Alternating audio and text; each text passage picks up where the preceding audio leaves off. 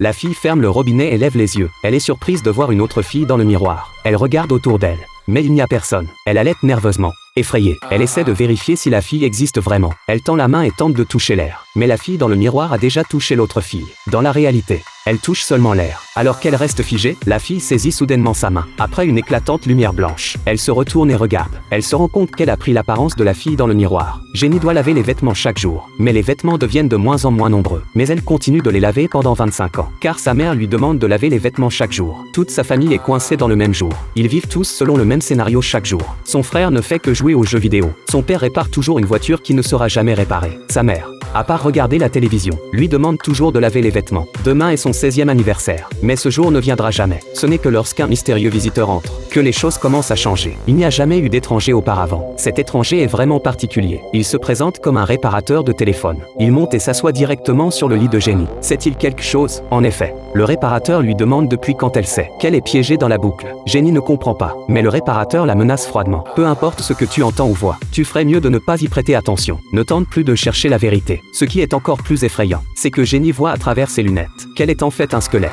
Jenny est horrifiée. Le réparateur part directement. Il laisse Jenny là, stupéfaite. Elle reprend ses esprits et se précipite à vélo pour le rattraper. Son père tente de l'arrêter derrière. Il y a du brouillard épais dehors. Mais elle a encore beaucoup de questions. Elle doit interroger le réparateur pour comprendre. Elle roule dans la même direction, sans savoir combien de temps elle a roulé. Et elle est surprise de découvrir qu'elle est retournée devant sa porte. Elle ne veut pas y croire et se retourne pour réessayer. Mais elle répète ça des dizaines de fois. Peu importe combien elle crie, elle revient toujours au même point. Jenny comprend enfin. Ils sont tous morts depuis longtemps. Ils sont piégés dans la maison, incapables de s'en échapper. Ils répètent la journée de leur mort sans fin. Mais pourquoi elle seule le sait, tandis que ses parents et son frère sont ignorants? Même si elle leur explique, ils ne l'écouteront pas. Elle retourne dans sa chambre, sans espoir. Elle est surprise de découvrir qu'il y a quelqu'un dans son lit. Elle retire délicatement la couverture. Elle s'approche lentement pour regarder. C'est une autre fille, du même âge qu'elle. À ce moment-là, la fille se réveille soudainement. Elle saisit brusquement la main de Jenny. Après une éclatante lumière blanche, Jenny se réveille à nouveau dans son propre lit.